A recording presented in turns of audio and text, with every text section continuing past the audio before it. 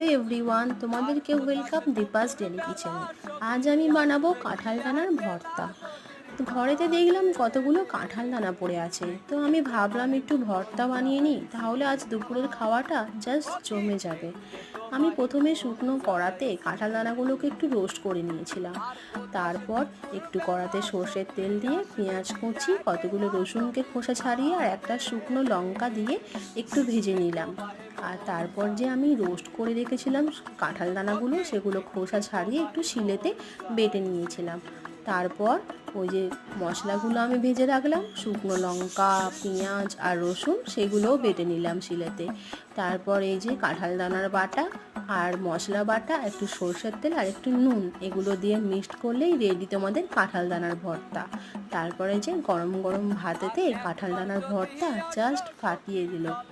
আমার ভিডিওটা ভালো লাগলে অবশ্যই লাইক করো আর চ্যানেলটা